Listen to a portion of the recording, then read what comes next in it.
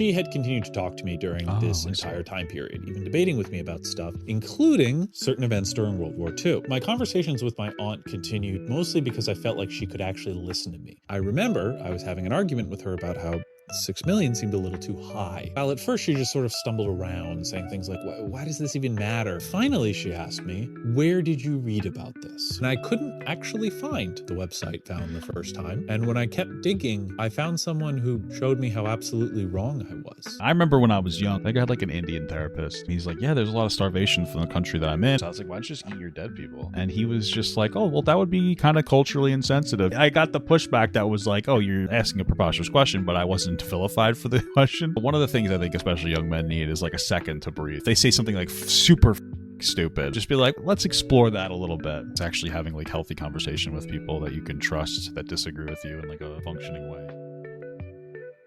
All right, guys, this looks interesting. Let's take it. Let's do this. This is how I joined and left the far right. I find this crazy to me. I've never joined in like left of political movement or like that, you know. I've always been pretty left leaning. I don't know. I don't understand it. Maybe it's because like young people are like super online, and it's a strange time. And I was online back then. We just called each other different slurs, and like we had fun playing video games, you know. And that's it. I don't know. But I guess nowadays you start looking at memes of like racism, and then you start like hating, I guess, black people, and then you start voting Trump or something. So let's see what we got here, man. In 2012, the first election I could ever vote in, I voted for Mitt Romney. In 2016, I supported Donald Trump. In 2018, I wanted America to be a white nation. Damn. And that's why. In 2024, I was genuinely... If we are all a white nation, then where are we going to get those big booties from? Excited to vote for Joe Biden for a second time. This guy better be careful, because they're going to fucking replace him with a black person if Disney gets a hold of him. Political journey is one that I think not many people have been on. So I figured I'd share my story, because every single take that I have seen on social media these past 2 weeks does not resonate with me or my experience at all. Also, to be cute, I made this little board so we can track my political journey together. Cool. For those who don't know, this is the political compass, where the y-axis is authoritarian to libertarian, and the x-axis is left to right. Normally economic, but for this we'll do social. I started my political journey somewhat conservative. Let's say here. I was raised Catholic and actually went to church every Sunday. It's interesting because like I was raised Roman Catholic as well. And I went to church, I think, pretty much every Sunday until I was 13 and we finished it. My mom still is conservative. She still voted Trump, but I have never been conservative in my life. I wonder if it's because my mom never talked about politics. I don't really know. Like, I guess I have more of a conservative attitude. Like, in some instances, I have more of like a pick yourself up by your bootstraps attitude, but I've never, like, voted conservatively. I've never felt like conservative. You know, I've always been, like, I guess maybe, like, a conservative mentality kind of a person. Again, like with the bootstraps, but then like still pretty progressive. So raised as such, around 13, I opposed abortion and gay marriage. Growing up in the 90s, I was also a huge nerd. I read every fantasy book I could get my hands on. Seven Tower, Del Toro series, and I don't know about any of those. I'm not a fucking nerd. Redwall, because Mouse Jesus. I'm not a nerd. I just play video games while I react to content. Chad, am I a nerd? As well as sci-fi novels like Artemis Fowl and the like. I was also really, really into video games, though I only had a couple of them. The game I played the most, and to this day my favorite game, is a JRPG called Radiata Stories, which I almost guarantee none of you have heard of. So here's where we start. I really only care about 2 issues, and my hobbies are fantasy and escapism. My high school... That's pretty much it, man. I guess I was a similar way back then. I really got more politically involved. What the fuck? I really got more politically involved, I guess 2016 when Donald Trump got elected, and then like I really like gravitated towards Jon Stewart because I thought he was fantastic. School was fairly political, and I'd have a lot of arguments with my classmates. My friend group... I would argue all the time with my classmates too. But also... I'm an older guy, so we didn't really argue about anything. I just remember we did have like, I guess we had political discussions. Like I remember doing a thing back in the day where we discussed, we all got into groups and we all represented a country. And then we all got into groups, we represented a country, and then we debated, like we did like the treaty after World War I. and it was our responsibility to to do like the you know, whatever, to you know, advocate for your country. And I had known at the time that like one of the reasons that Hitler rose to power was because we were so economically, you know, burdensome to Germany after World War One, and I got to represent America, and I wanted to represent America. And in our treaty negotiations, I was so incredibly heavy handed towards keeping things the exact same way, specifically because like I didn't give a fuck, and I was going in there as if I didn't know the future. And so we ended up settling on a treaty that was almost the exact same because I consistently you know, advocated for us to have an oppressive treaty against Germany for, you know, the atrocities that they committed in World War One, and nobody argued against me effectively enough. So I just like debate broed our way into like another hypothetical fucking Nazi Germany. Isn't that crazy? But nobody, and I was just like, it's your responsibility to advocate against that. I don't know why, like, you guys not being effective is my fucking problem, you know? But it wasn't as like political nowadays, you know, or it's not as political as it is nowadays, you know? Liberal, but none of them really seemed to have a problem with my more conservative ideas. Back in my hometown, I'd actually been a theater kid. Not to brag or anything, but I'd been the lead in my middle school musical twice. I continued my theatrical pursuits in high school, and in a twist anyone could have seen coming, I ended up hanging out with quite a lot of gay and queer kids. What? In theater? I saw the relationships they'd form, and they didn't really feel any different from the relationships I saw straight kids forming around the same time. Yeah, for me, like, I just have a gay cousin, so I was always like, oh, gay people are chill. It's kind of all it takes sometimes. You just see normal, like, gay people and shit, and you're just chilling, you know? Incredible. That, coupled with becoming friends with them, shifted my politics a bit. Although I'm fairly certain... Yeah, just having some empathy, you know, when you follow an ideology that fucking generally hates gay people, which is the conservative ideology. I'm not saying all conservatives do, but that is a pretty core philosophy to a lot of conservatives. All it really takes is having a gay person in your life that like you love, and you're like, oh, wait a minute, you know, which I think is what did it for my mom. Because like she's the godmother to like my gay cousin, and I think that's pretty much all it was, you know. There was a period where I was in the It's interesting how, like, you know, you could sit here and have the most logical arguments in the entire world, but if the person doesn't actually like know like somebody of that, you know, particular, we'll say, community or whatever, they're just not, it's just not going to change their mind, you know. It's interesting how emotionally driven we are. Unions are okay, but not gay marriage phase. And I can't remember if that ended in high school or college, but somewhere in that area. High school was also my first interaction with a trans person. One of my Whoa, did you touch their pee-pee? Friends, who I had assumed was just a cis lesbian, told me... Dude, I remember there being a fucking trans person, and I remember there being a trans... You gotta be fucking kidding me. I remember there being a trans person in my school as well. It was crazy. They were like an AFAB person. They were born a girl. It was so interesting. Like, I'm 35, so I'm fucking like, this is 20 years ago before we even knew what that was. It was just like somebody born a woman that like really dressed femininely. Isn't that crazy? At one point, or excuse me, that really dressed masculinely. It wouldn't be that crazy if the first thing I said was true. They were actually a man. The really funny thing is, though, I totally accepted this and moved on. Crazy. I think I even said something like, "Oh, well, that makes sense. You know, there are male brains and female brains, so it would make sense that you could have been born with a male brain in a female body." In the modern context, it's kind of funny to think of a person being opposed to gay marriage but accepting of trans people. But the truth is, I had just never been exposed to the concept. So when I first met someone who was trans, I really had no reason to object to it. In 2008, I supported John McCain for president, though obviously I was too young to vote. I supported him because of his plan to build nuclear reactors.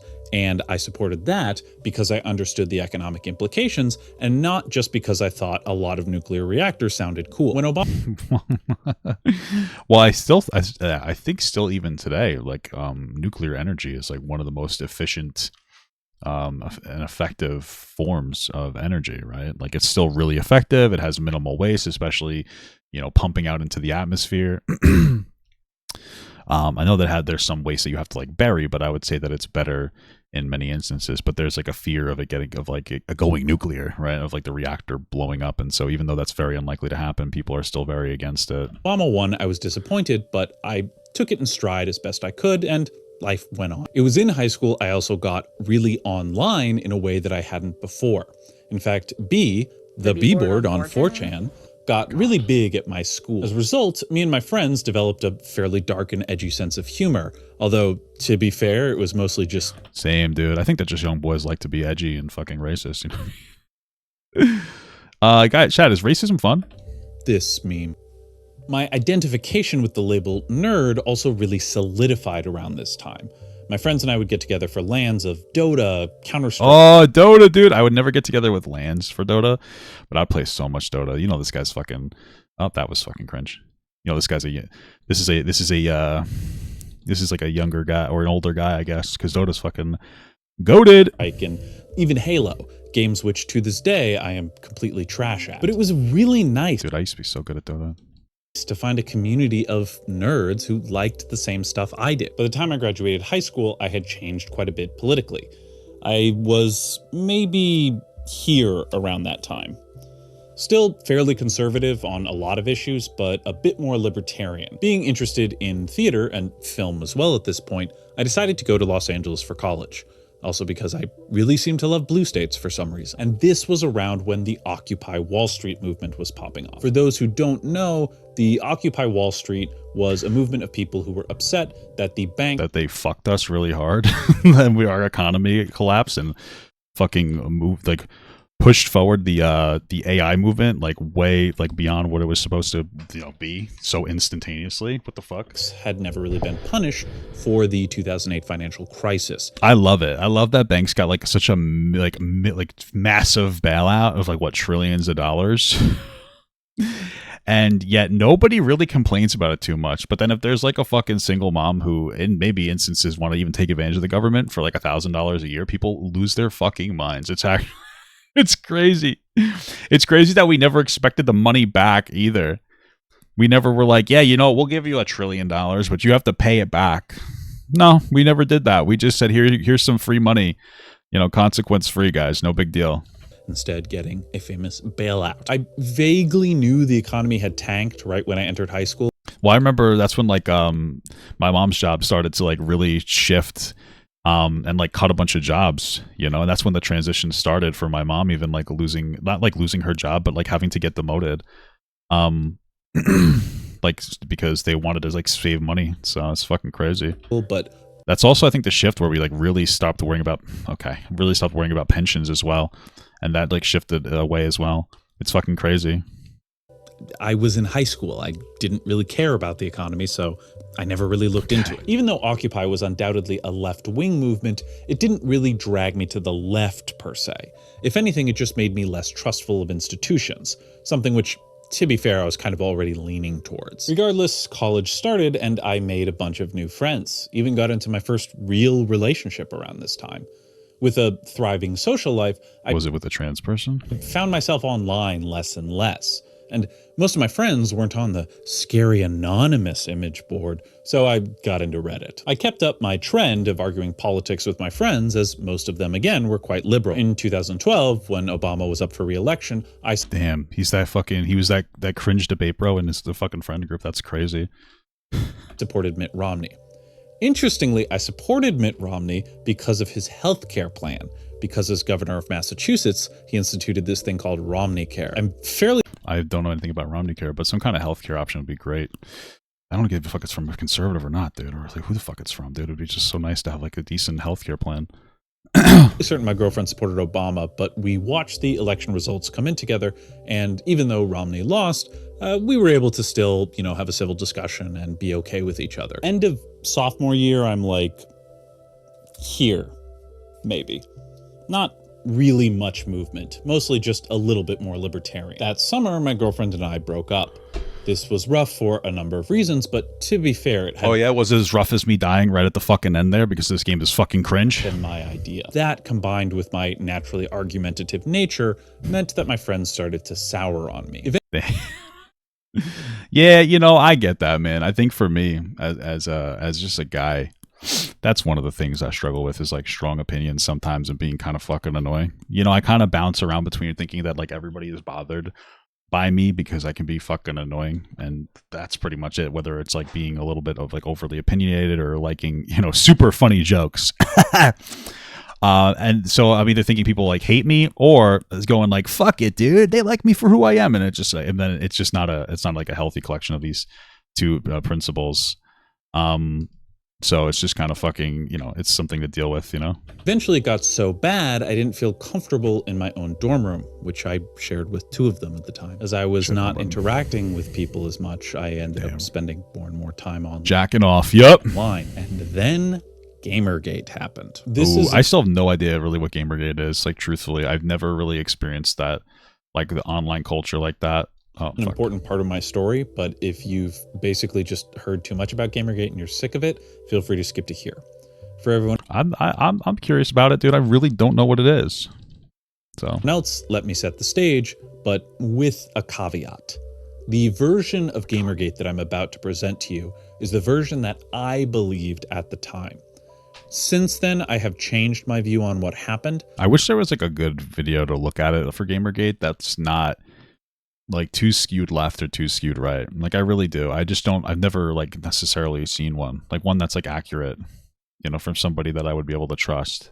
But for the story, I wasn't really online back then. I played video games like online. I mean, you played like Dota online, but I wasn't like online, story I'm telling, my version of events is much more important than reality. Gamergate, as I understood it, was about a woman named Zoe Quinn who had released a video game called Depression Quest. Whoa. This was a fairly bad game. Guys, you want to know what's so unrealistic about it? You can cure your depression with one simple trick. Gambling. Fuck yeah! But it received pretty and alcohol. Good reviews, which wasn't super weird at the time because gaming journalism was already something of a joke at this point. However, chat logs were leaked by her ex-boyfriend where she admitted to sleeping with 5 other guys. Whoa, like cheating, or just like that's just a thing that she had done before? Like she just slept with 5 other guys? Some of them while she was still with her ex. And damn, that's fucked up. That's fucked up. One of them had reviewed Depression Quest. This is what I thought at the time.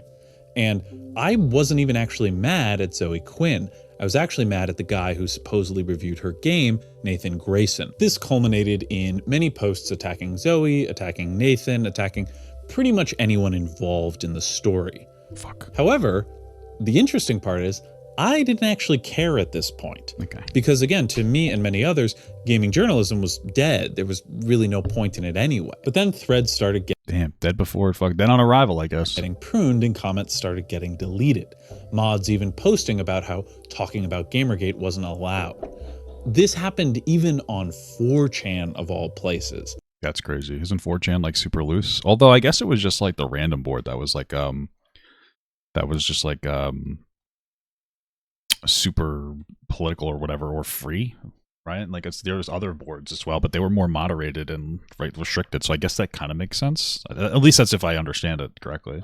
On V, blue board indeed. Very quickly for me, this became an issue of censorship. Why was 4chan this bastion of free? Well, I mean, it makes sense that they would want to keep like political conversation out of the poop, speech and libertarianism of all places, not allowing people to talk about a current event. In addition, you'd have people like Anita Sarkeesian going on shows like The Colbert Report. At the time, one of my favorite shows. That's why Jon Stewart was always better, dude. Cringe Colbert Report, dude. And talking about how actually we were all just a bunch of angry gamer guys who wanted women out of our space. Why do you think women are... I mean, there's probably a level of truth to that, even if that's not like the core aspect of it. I wouldn't doubt that. Being threatened in this exchange. I think women are perceived as threatening because we are asking for games to be more inclusive. We're asking for games to acknowledge that we exist and that we love games. Why not just have a separate game? That's a great question. Just have Candy Crush. Separate but equal games. I know we're like memeing, but that makes perfect sense. This isn't a fucking water fountain that everybody needs access to. This is like a different genre of video game. That's kind of like normal. I don't think every game needs to be like, you can have like really masculine leaning games that do whatever the fuck they want. I don't really care. I think that that's always the solution, at least in this instance. Like, and also women like different types of games than guys. So this is a community I'd basically been a part of my whole life, and a community I'd suffered to be a part of. I was a gamer when it wasn't cool. hey, why can't girls just be having The Sims? Cool to be a gamer when you got made fun of for it. I always like The Sims where you can hack them and then you can make the boobies exist. You could watch them fucking, but it was always just them scrambling around, so it wasn't even anything very good. And to then be told that I'm making this space worse, that I'm keeping women out of this space, naturally, I just really started to hate the people telling me that. This is one of the first times I started to feel genuine. That's interesting. I like this. I like this video. It's like a really good exploration of, even if it's not accurate, of like how people felt back then about these certain different issues, you know? Crazy. I mean, all I know is with Stephen Colbert making that remark, it's just a stupid remark. Because, like, yeah, generally speaking, like, yes, why can't there be separate but equal video games? Why can't there be games for different people? That makes perfect sense to me. Fuck my mother's tits and her fucking pussy hole. Holy fuck. Because I felt as though I had very legitimate concerns, but was told that I was sexist for even voicing those concerns, which, again, were concerns against men. Well, I am sexist, though. And this the sexiest man ever. Started to bleed out into my real life, too. I remember having a conversation with one of my teachers in college from a media studies course, which was basically like, you know, let's watch a film and let's analyze it, but not from like a filmmaking perspective, from like a cultural perspective. We were watching Kill Bill Volume 1, at the time one of my favorite films. The film was pretty good, man. I watched both of them. 1 and 2. Okay. And we were specifically analyzing the end of the movie. And my teacher made the claim that the end of this movie was racist and enforced imperialist ideas because... Really? It was racist? I mean, I get why, because there was a white... In Googling for this video, it turns out she was half Chinese, half Japanese American, so I read Turner, which really undermines my argument. She is still introduced as not being Japanese enough to the Yakuza, but in context, it feels more like someone with the roots and culture of being rejected by it. I mean, I guess I haven't watched it in a long time. As the white woman triumphed in the samurai sword fight over the Asian woman, and the Asian woman even says something like, you know, you bested me or something like that. Is that racist though? I mean, like, there was a lot of like white centric movies, I suppose, back then. So I guess the sphere is racist, but did they handle it in an indelicate way that was disrespectful? I don't think so. I raise my hand and point out that the Asian character, played by Lucy Liu, is very explicitly supposed to be half Chinese, half American. And she just said to me, well, you know, she's Asian, so she's closer than the white woman. And any Western audience watching this scene is going to have her interpretation and not mine. And I don't think I could think of a response, and I think the conversation just continued. I can't really remember what happened after. You know what he said next? I heard he said, "Oh yeah, well, you remember Pearl Harbor?" You know, isn't that crazy? What an asshole. Instances like that became more and more common, and I so often would be like just in my head about what I was doing. So naturally, just to feel like a shred of sanity, I began to turn to spaces that did talk about this kind of stuff. Around this time, I think I was watching a lot of like Sargon of Akkad and Internet Aristocrat, who's now known as Mr. Medicare. And these people were talking about Gamergate in a way that resonated with my understanding. I mean, I know of Sargon of Akkad, but again, it was not part of that Gamergate thing. I wonder if I'm missing a significant cultural moment, guys. What do you think? Of what was going on in the world at the time. Chat, am I missing a cultural moment? Sargon of Akkad was interesting because he was from the UK. And so as time went on, he started talking about this wave of migrants that were coming into Europe and sort of destroying European culture, which also got me into watching people like Lauren Southern. So scary, I guess. Who famously also... I mean, listen, see, there are reasonable reasons to be concerned with immigration, and then there's unreasonable reasons. I think the reasonable reason is to say, like, hey, we don't want to have our culture displaced really quickly. And I'm not talking about, there's no fucking, like, special white culture or anything. But, like, you know, people who come here from other countries are going to have cultural differences. Usually they're more regressive when it comes to, like, fucking women and shit. You know, gay people and everything. And I want to make sure that as people come in here, they integrate positively and productively into our society so that we have like a nice, solid, cohesive unit. So it makes sense to not have too many people from like a different culture that may not necessarily share in those like values. That makes sense to me. But for a lot of people, they're just like, oh, there's an inherent white culture and we need to be like really scared. So, you know, we got to maintain whiteness.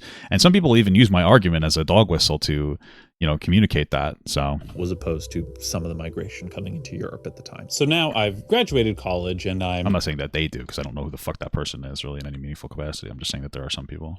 Let's say around here. I still think of myself as libertarian, but with my thoughts on immigration and feminism, I've certainly shifted a bit more to the right. Over the course of senior year, I've been able to get an internship at Machinima, at the time, internet nerd mecca. I also reconnected with some people that I had known throughout college, but hadn't been part of that kind of core friend group. And I ended up kind of getting welcomed into their friend group, so hey, I had friends again. With my bills taken care of and a bunch of friends, again, I wasn't spending so much time on the internet. As I still loved talking politics, I'd talk it with them all the time. But this time, the result was I actually started to shift a bit more to the left. Interesting. At least the center. One of them actually convinced me to start supporting unions, something I've been quite opposed to up until that time. It's so funny because I feel like unions nowadays are such a conservative concept, no? I mean, I'd say most people that are even in union jobs are usually like more trade jobs that lean more conservative. So it's so funny. Like unions, it's interesting how many different things are conservative. I would say unions are generally a more conservative concept. I would say like even UBI is more of a generally conservative concept, in the sense that instead of giving people like super micromanaged like money, you do it simpler, and like part of the foundation is to basically, reduce taxes for people. We just have to figure out a way to sell it better. Even like universal healthcare can be a very conservative concept if you label it right, because it's really good for small business, right? It doesn't put the burden on the business to perform certain things. It's easier for a big business like Walmart to give people like solid healthcare, or just decide to turn to automation so they don't have to employ people as much anymore, But it's difficult for a small business to do any of those things, and so they kind of get washed to the wayside when you put in a lot of these policies that will put a lot of business, or put a lot of stress onto a business. So, you could really sell these things as kind of conservative, because it's less policy. It's less like micromanagement of different policy ideas. Hey, instead of like having the business itself have to take on the responsibility of employing people, like what if instead we decided to just have like the government do it? So it's like less. It's less shit that's going to become very cumbersome and burden the business, and we can like push small business, because like every big business used to be a small business, so we should like really make sure that we have we prioritize our small businesses as we make these decisions, by pointing out that the concept of collective bargaining was actually fairly important when you're talking about balancing power structures, appealing to my more libertarian nature. Because of my experience in high school, I'd also never stopped supporting trans rights. And I honestly think that specific opinion is what allowed so many of my much more liberal friends to sort of look past a lot of my other politics, because to their mind, at least, I supported this one position that they considered extremely important. So honestly, a pretty big shift. I think right now is probably around here, let's say. Remember, these are all just kind of approximations anyway. In the 2016 presidential primaries, my friends all went for Bernie Sanders, and I did as well, especially when I heard about him. I mean, Sanders seems like a pretty chill guy. Sanders is like a genuine person, even if you disagree with his politics. That's the way that I feel. I think that he's like the most genuine politician. Even if I don't agree with all of his policies, I think that's why people would gravitate towards him. I'm talking about breaking up the banks. It was like I was suddenly back in 2011, Occupy would not die. When he finally conceded to Hillary Clinton, my friends and I were heartbroken. We had really, really thought this man was about to bring about a revolution, but at the end of the day, we all just resigned ourselves that, we had to vote for her, because the Republican nominee more and more was looking like it was going to be Donald Trump. Remember, up to this point, I actually had very few political convictions. At this point, all that was really left was supporting gay marriage, being against abortion, being against censorship. Damn, being against fucking abortion still? What the fuck? And being anti-establishment. Trump also talked about a big, beautiful border wall, and I began to think back to what I had learned about immigration. Just what an unrealistic policy. A fucking border wall. Okay. When I was listening to Sargon of Akkad. It had already destroyed Europe, and I really didn't want it to destroy America either, so even this policy sounded pretty good to me. Throw in congressional term limits, slashing government spending, frankly, slashing the government as a whole, anti-establishment me was liking Trump more and more. By the time the first presidential debate rolled around, I was pretty sure I was going to be voting for the guy. And soon enough, I was arguing with my friends and my family and frankly, anyone who would argue with me about Donald Trump. And everyone kind of started giving me the side eye. To everyone around me, I was suddenly incredibly far right, but I knew I wasn't. I was a centrist, if not a little bit to the left. And all this hate and censorship was being directed at me for supporting a guy who, in my mind, was closer to Bernie Sanders than Hillary Clinton. One of my That makes sense to me. I can understand why people would associate Bernie and Trump in 2016, not nowadays, but in 2016. I think Bernie Sanders fundamentally represented something different than the typical status quo, especially since it seemed to like the established parties, like the Democratic Party, seemed to be against him specifically. And there was a level of genuinity there for Bernie Sanders. You know, I still think that there is. For Donald Trump, I think there's a similar thing to it. Again, in 2016, he was somebody who spoke. He said whatever he wanted, and I think that people interpret that as genuinity. I think there's a level of truth to that. You know, he was a little bit foul-mouthed. He kind of said what was on his mind. He had a New York attitude, and so people gravitated towards that, and I think that they saw that as genuine. He also promised a bunch of things, you know, delivering a bunch of things. I don't know. You know, a lot of the things that he said that may have been kind of racist, I think a lot of people brush off and it's like, oh, he's just speaking from the cuff. Maybe he's not being as sensitive as he could be. But so I understand that association there in 2016. I'd say that in nowadays, I mean, things have shifted drastically. I mean, we had like January 6th. We have massive cuts for people around the world for like healthcare for different people. We just did a big bill that would cut like what 17 million people off of Medicare and Medicaid while giving billionaires tax cuts. I mean, I think we're at a point now where we understand that Donald Trump, you should understand that he is literally like the embodiment of like the Republican establishment. So, you know, but I get that in 2016. friends, my ex-roommate actually worked with me at the time. I can still recall how shocked he was when he found out I supported Trump. Yeah, the anti-establishment aspect makes sense too. I agree with that as well. I think that modern day like MAGA is like they're like anti-establishment. I think that they're like almost like they feel revolutionist and like they're willing to kind of tear down systems and hurt themselves just to rebuild something better, which is a very lefty ideology, but it also is a very right-wing ideology as well. It literally is the horseshoe theory, right? Like what if like left-leaning people or people all the way on the far left have been screaming like defund the police, like get rid of police, there are no police presences, don't do anything, tear down the borders, you know, a bunch of crazy shit. And then people on the far right are like, let's do the same thing. Let's literally cut government funding for everything, which would eventually be police officers, by the way. And just have, you know, big businesses do everything. That's their new religion. You know, you have people on the far left where it's like government is their religion. People on the far right where it literally is billionaires are their religion. You know, somebody,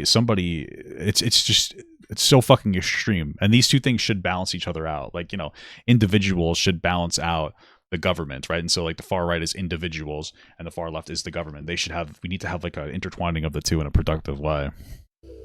And as it's just fucking crazy. He told the rest of my old friend group, slowly they started to distance. This guy's green screen is crazy because like the way that it messes with his hair, it just kind of reminds me of like a fucking PlayStation 1 game. Themselves from me. And then Trump won. When returns came in, I was still at work. And everyone around me at work was obviously quite upset. And I sort of was having to hide my power level. But I was getting texts from friends trying to be like, you know, oh, tell me this won't be as bad. I even had a girl I'd been seeing the long distance reach back out to try and reconnect with me. It feels bad because now I'm on the other side. And especially in 2024, I now sympathize with the people who are heartbroken because now I feel like I know what that feels like a little more. But unless you were a Trump supporter, man, you just cannot. Well, yeah, it felt like the biggest gambling win ever, right? I mean, they were able to get Trump elected despite the fact that against all odds. What did he have, like a 15% chance to win? And then he ended up winning anyway. That really empowered a lot of people. And it was because they rehashed like the whole fucking Hillary Clinton email thing like right before the election, and it gave Donald Trump like a huge edge. But you know, I get it. I get where he's coming from with that, you know? Not imagine how magical that night was. I still to this day will go back and look up the Dame Pesos election meltdown video or the the Year 4chan 1 or stuff like that, just to like relive a taste of just how magical that night was.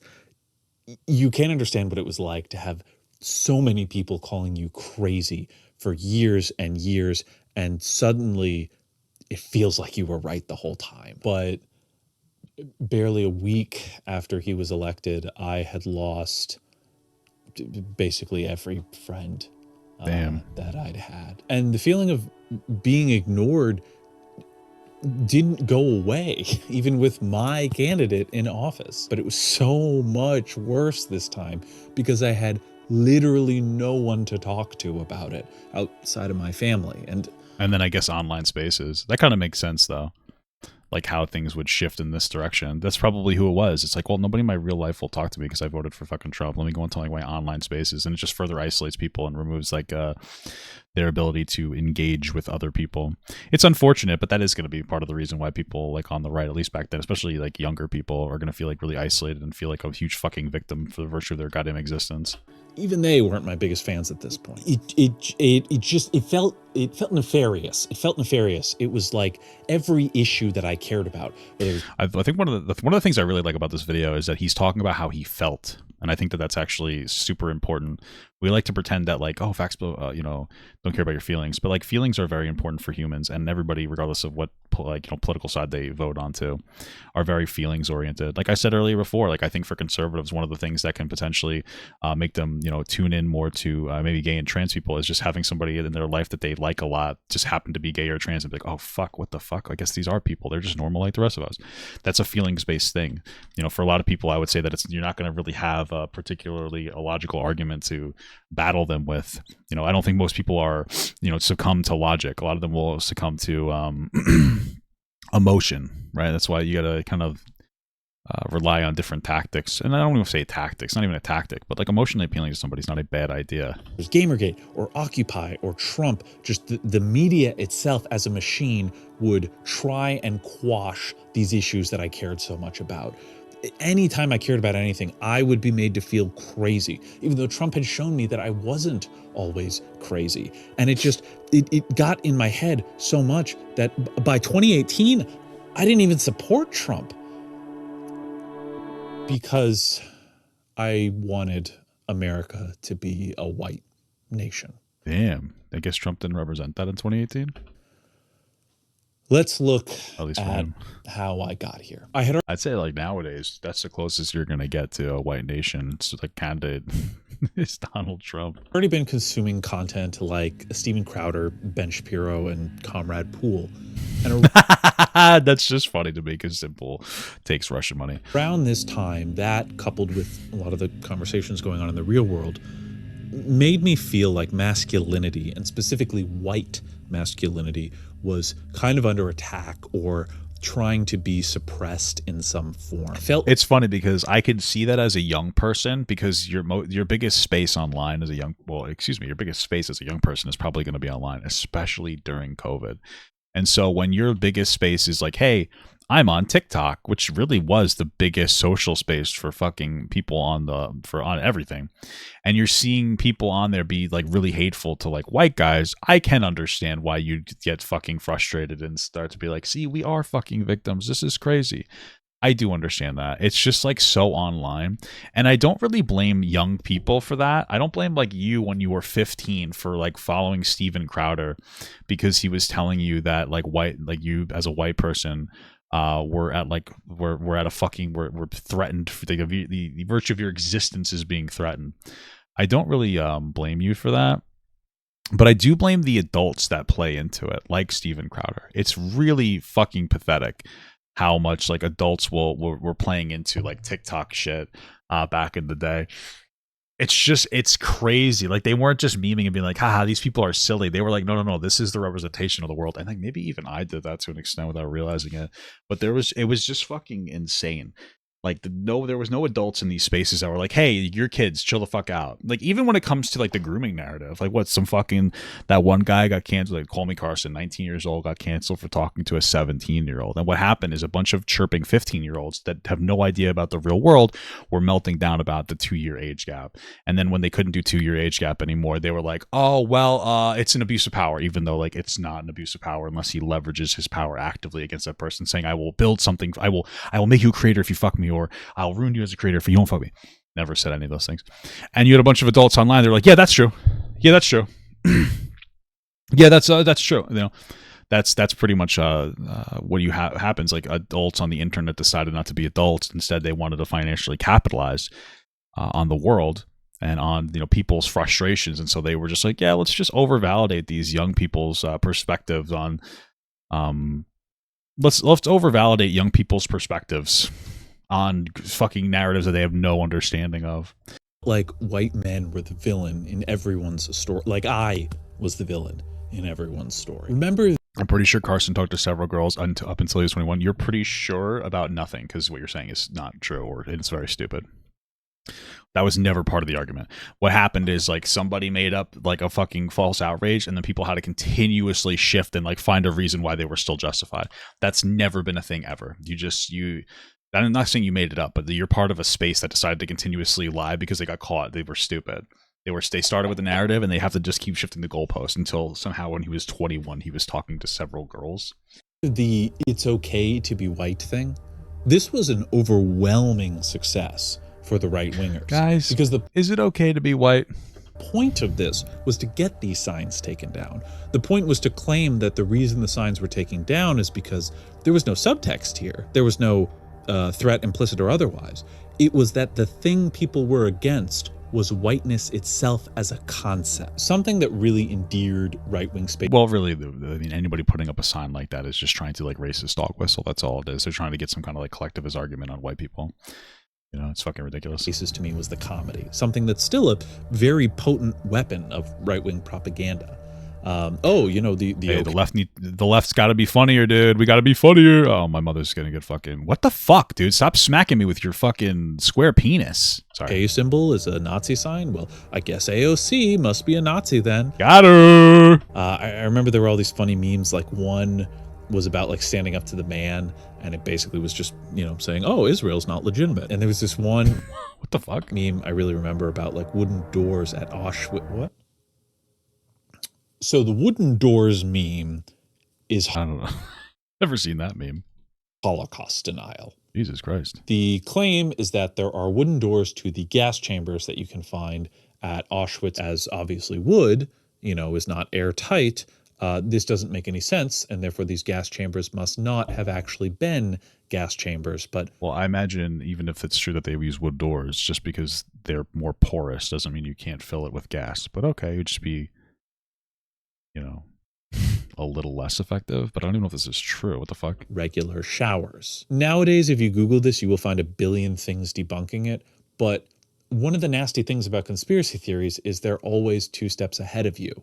And as a result, when I was Googling this stuff, there was nothing out there except Nazis pushing their propaganda. I ended up looking up other stuff, and by the end of it all, I had some really serious questions about World War II. I had actually gone so...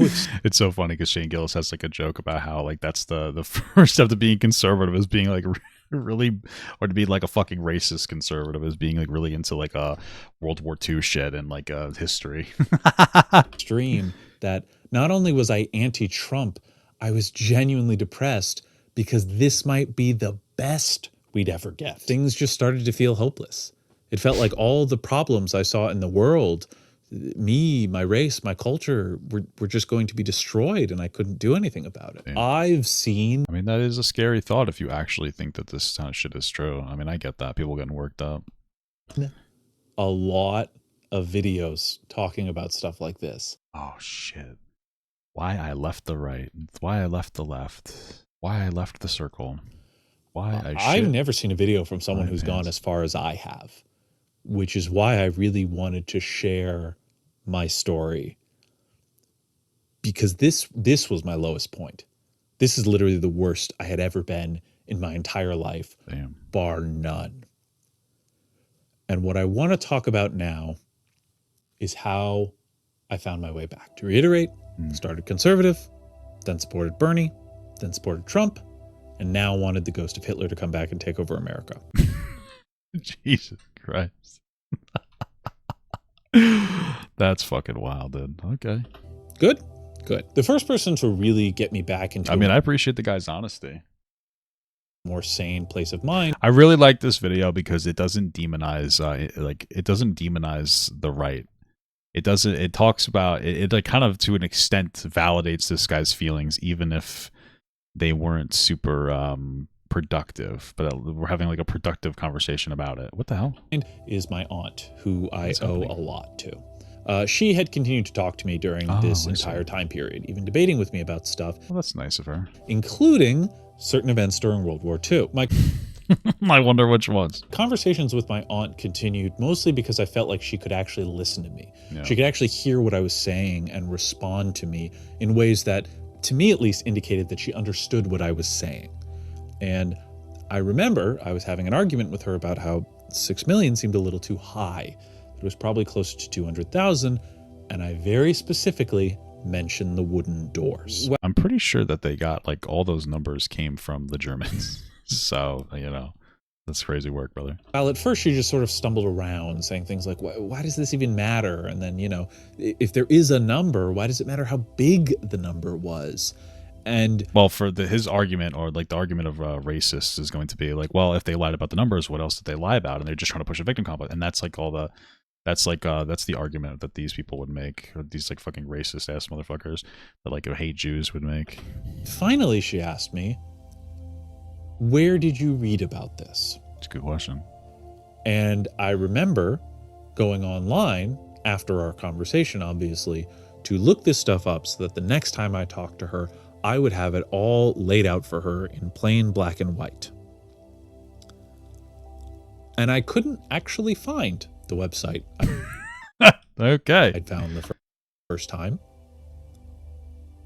And when I kept digging, I found someone who showed me how absolutely wrong I was. So I started doing more research and found out that actually wooden doors had been proposed by people who were working for the company that was making Zyklon B around this time. And suddenly I realized I don't even know what that means, truthfully.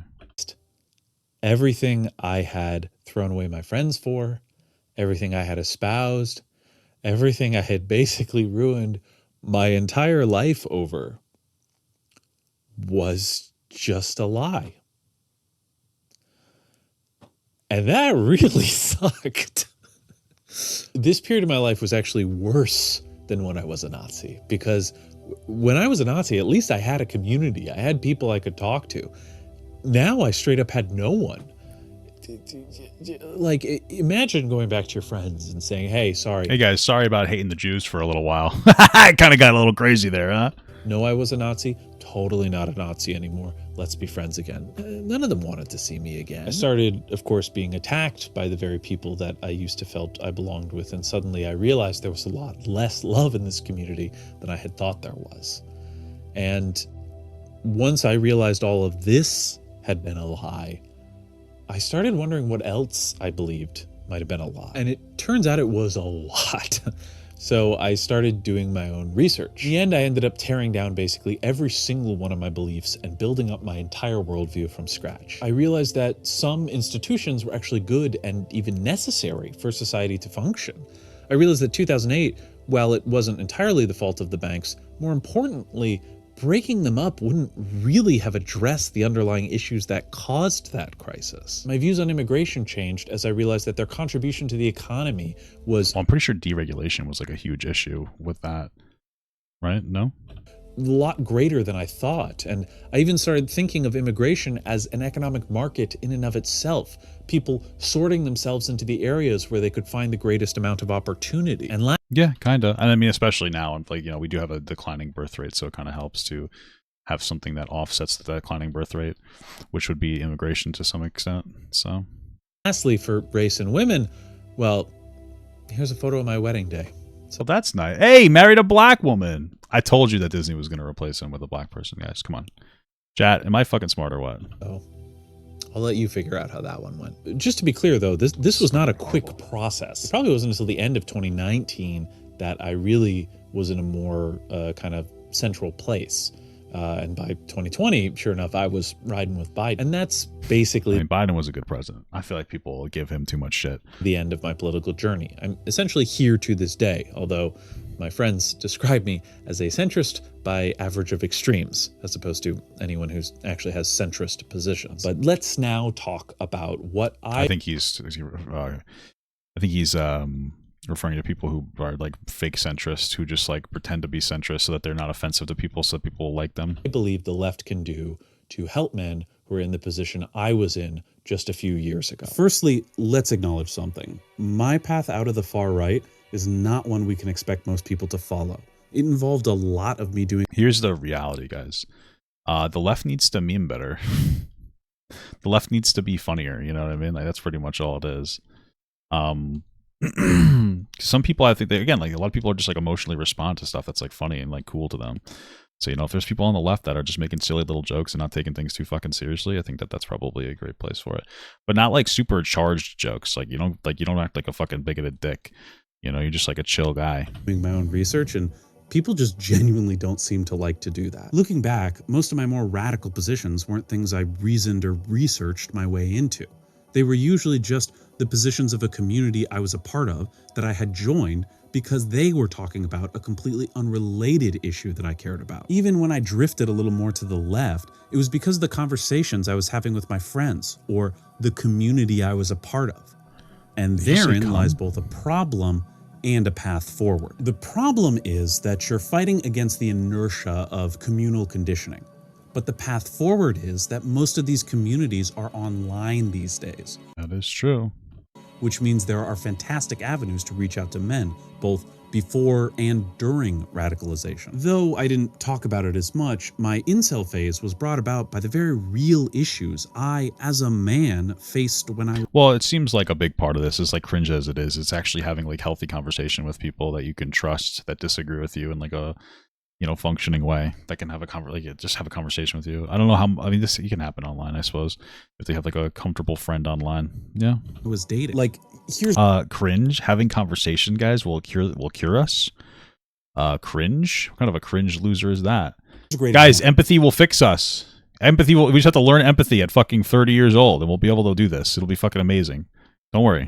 There's a fear in a lot of these communities of men who have never had sex that if they're ever alone with a woman, she'll try to ruin his life by falsely Me Tooing him. From what I read on the internet, I read that it's unsafe to even be in the same room as like a woman without... I saw this, yeah. I mean, I understand how that can get a little crazy. It's just not true. That's one of the problems is when I have people that are like, this is true. It's not true. It's all part of like this like victim complex thing where people get super worked up over shit that's like not real. Over like a victim complex. That's really what it is. About a third party. I think a lot of times this purely gets chalked up to a hyperfixation on a small number of instances. But in my opinion, there's actually a deeper underlying concern there. And it's one men don't get to talk about a lot. Namely, that it's really hard to be the pursuer in romantic situations. That is true. I get that 100%. It's difficult to know things like, especially now where everything's online. When should you approach someone and when shouldn't you? How can you show interest without seeming desperate? And how do you take the initiative without making them feel pressured? Men do need spaces to talk about these kind of issues. And as much as you might say, oh, well, men already have spaces, in my experience, they don't. Not really, and if they already did, how did Andrew Tate explode in popularity? Remember, the main thing the guy sells to young men is how to get women. And it's and how to groom them. Sex traffic them as well. Yeah, that's a big part of it. It's not helpful when people say, oh, don't go to, the red pill space. They're bad. They'll teach you bad habits. And then you say, oh, okay, good to know. I won't go there. So where should I go? And everyone's just like, just be yourself, bro. That's kind of true. I mean, you can try to develop friendships, but yeah, that's kind of true. Men will just find other spaces where they can have those conversations. And some of those spaces will have underlying agendas. A large part of my journey towards radicalization was uncritically accepting. I mean, a lot of the spaces I would say would be in like the real world. That's one of the problems almost. Like, what's a good online space for like a young man to really engage in? I don't really know. Like a male-centric space, I don't really know if those exist online. Like I would say like fucking, joining a sport. That's one of the problems is like a lot of people online really enjoy, like a lot of men really enjoy like fucking doing something, and that something could be like a fucking video game or something. But I mean, like some kind of a sport would make sense. Misinformation. And I think in general, pushing back against misinformation is good, but you're always going to be one step behind them. Now, personally, I think this is just people getting used to the internet. Anytime any new mode of communication comes out, misinformation spreads with it as a result. Encouraging critical thinking, trying to get people to interface with the internet as a not necessarily trustworthy medium.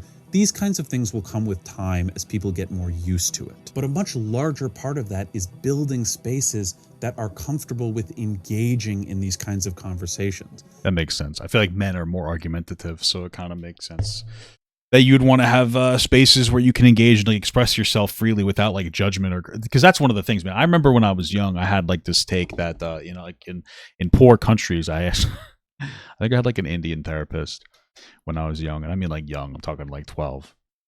And I remember asking him, he's like, yeah, there's a lot of starvation from the country that I'm in, and there's an issue. So I was like, why don't you just eat your dead people? Right? Like, what a fucking insane thing to say. Like, why don't you just eat your dead mom and dad? Like, that's what I basically said to this guy. And he was just like, oh, well, that would be kind of culturally insensitive. I got the pushback that was like, oh, you're asking a preposterous question, but I wasn't vilified for the question. And I feel like guys are so much more likely to have these like empathy devoid perspectives, not because guys aren't empathetic, but just because like, I don't know, there's something kind of missing in the connection there. And so one of the things I think especially young men need is like a second to breathe. If they say something like super fucking stupid, just be like, well, that might not be a good idea because like, let's explore that a little bit, Like, oh, why shouldn't we do that? Well, would you want to have to eat your mom when she died? Oh, no, that's kind of fucked up. You know what I mean? Although there's a lot of protein in there. No, he was like, skin is really fatty. No. So we kind of have to open that up. So if someone's like, well, why shouldn't we have like a white country? Have a conversation with them. It's like, well, why should we? Like, what does it matter? What does that matter? Like, what does your whiteness matter to you? Why do you really care? Let them say crazy shit. Well, I see online all the time. I always see these videos of, black people committing violence. And then you look at statistics. It's like the 1352 statistic. And it's like, well, why should we have those people with us? And it's like, okay, well, like, do you think that maybe there was like a history that had a contribution? Well, it was a long time ago. It's like, okay, do you think like money would be a contribution, not having a whole lot of money? How long ago was it? Oh, well, slavery ended like however long ago. It's like, yeah, but black people weren't people. It's like 1965. It's not very long ago. Do you think like 80 years is enough time? Like what, 2 generations? Especially since it's been difficult just since that time to really like, gain a buck and then start going like, well, how do you feel at work? Oh, well, work is kind of fucked. I feel like I can't afford anything. Oh, okay. So like, you can't really afford anything. Like, do you think it'd be kind of hard for them to get out of that position? Oh, wait, maybe that'd be a good idea. You just kind of like go with them because I feel like dudes will say wild ass shit, and you got to give them a little bit of time to just like explore their concepts. The empathy you need to give men is the empathy of letting them say dumb shit and exploring it out loud. Because that's one thing that we like lack a little bit is empathy for like different people. Because I don't know why. Maybe it's like a masculine trait to be super based, but even when your conversation partner is someone you might personally find deplorable. I know there's a lot of people on the left who say, they hate engaging with the right. It's very tiring. They hate, combating all the misinformation. Well, that's because, and this is level of truth to that. I understand that. Here's something that I've been like really on board with lately. You should operate in a way where pretty much like everybody online is a bot that exists to make you outraged and like it's Russia's fault or something. Because that's kind of how I feel. Like, I have no problem putting my voice out there and having conversations with like real people, but half the fucking time at this point, you're just like debating with AI and it's super unproductive, and you really should not, you really have to be careful of giving too much, like assigning too much like personhood to potential like unironic bots online that are just like meant to outrage you, to like generate fucking, just outrage you, just so that you'll be fucking pissed off. That's it. Because that's a real thing. There like legitimately are, bots that exist to just argue with you just for the hell of it. This is a real fucking thing. So engage with people productively, But don't expect like necessarily a super productive conversation on the internet with a potential bot that's just designed to disagree with you and not actually do anything for you. You know, if you want to exist in a space, do it online, or at least do it with, or excuse me, do it offline, or at least do it with somebody that you can actually talk to instead of just some fucking, you know, internet beep boop, like fucking nothing. That's what you got to be careful about. But the problem is people on the right do not have similar qualms about engaging with the left. One thing of caution, though, is I think these spaces have to not be political, at least at first. I've seen a lot of people say stuff like, we need a Joe Rogan of the left, and frankly, I tend to agree with this. But then they just keep suggesting people like political streamers, when, in my opinion, Joe Rogan's fans don't see his show as like inherently a political space. I mean, this is, I don't know why, but that was one of the most mind-blowing moments to me that I've ever really seen. That is so fucking true. That makes perfect sense. Like, yeah, why are we exploring for some kind of a political focused person instead of like a kind of like a normal dude who just happens to talk about politics? Because there's a difference between somebody who like talks about politics versus somebody who ingrains themselves in like these political slop, which is what pretty much everybody on the screen does, right? I mean, it's mostly like just like a political slop heap. So it makes sense that you would want to, you know, just find a normal dude who just happens to talk about politics, especially since politics are like, you know, impossible to ignore right now because they are obviously like very, I mean, they're very influential. So it's like, hey, how the fuck are you going to ignore something so fucking influential, you know?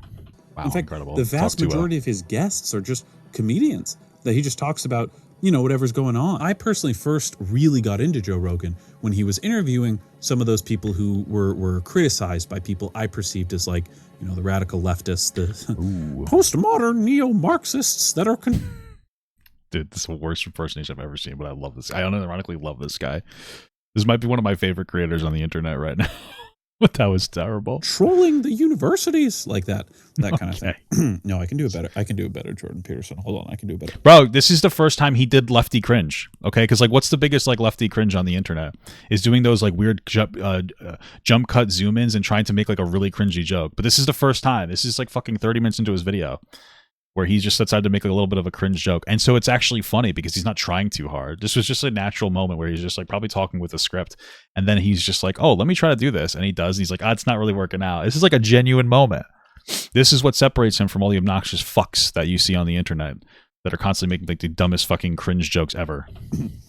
It's not right. He gave a platform to Close, okay. talk about something which I was curious about and wanted that kind of perspective on, and that no one else was talking about at that kind of time. And then because I'd kind of already bought into him as a result of that, I stuck around. But again, I didn't start listening to Joe Rogan because I liked his politics. I started listening to Joe Rogan because he had an interesting space. There's nothing inherently wrong with labeling spaces as political. Just know that they're never going to be gateways. They're never going to help people genuinely shift their positions. Guys, this makes me feel better being a slop drama tuber. You know what? Maybe we are doing the right thing, guys, by just being a little sloppy. Unless they're interacting with another political space that already exists. Okay. But the problem in that case is you really have to know not just your own side's arguments, but the other side's arguments really, really well. Some of my most successful interactions that I've had with people online started with me engaging with people who had a different... Well, I feel like, you know, in the Joe Rogan space, you know, there's a lot of criticisms you could obviously give Joe Rogan. But I would say that one of them is or one thing that you would definitely say about him is he's not fake. Like, I don't think Joe Rogan says anything fake or he doesn't believe. I think that maybe some of his beliefs are misplaced, but I don't think that he's a grifter. But I do think that a lot of people in like political spaces are debate perverts that are like desperately trying to have performative conversations to try to become the next cool guy. And so I mean, like, it makes sense to just have regular dude conversations. Like, I don't want to have a debate with you.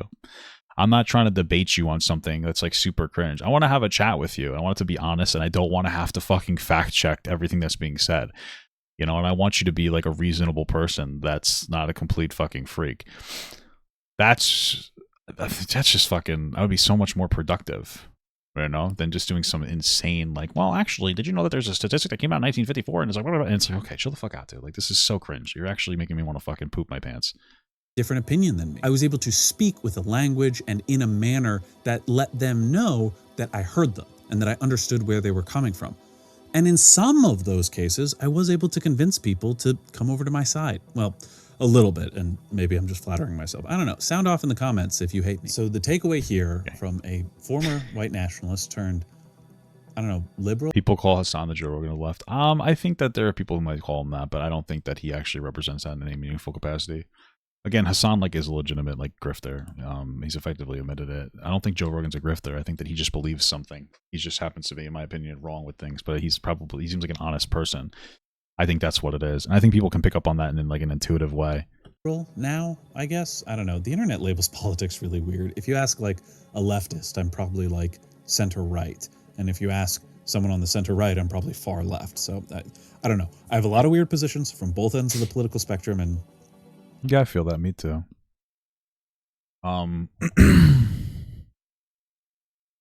I feel like some people will call me a centrist because of that, but I just have like different political beliefs. I don't try to fence sit. There's like nothing that I have ever tried to fence it on. Wow, this is fun. Anyway, for the average person, we just need more spaces where people can come and hang out. And for the people who've already started to go down the path towards radicalization a little bit, is happening? We need people who can interact with those spaces. Trying to get everyone on your side is a futile endeavor. And frankly, in a political context, opposition is a very positive thing, but not all is lost. If you can take away anything from my story, take away this. Things can always get better. Thanks for watching. Different from my other 3 videos. I like this video. I just woke up day after election and said, oh, I got to make this video now. Can't believe this video is 6 months old. Holy shit. But I am still working on pretty good. I like this video a lot. The Christian syncretism video. It's exploded into a much bigger thing. Now it's like the entire history of Roman theology from like, you know. Oh, he's a history buff, dude. He's a conservative. 800 to 1000 BC to like 500 AD. So it's going to be multiple videos. It's just going to take a long time, but it is coming out. I am still working on it, I promise.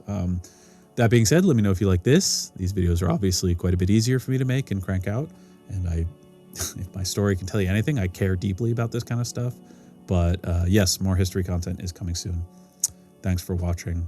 All right. I don't know how to end YouTube videos. I feel weird because I'm just standing in front of a green screen, staring at my phone. True.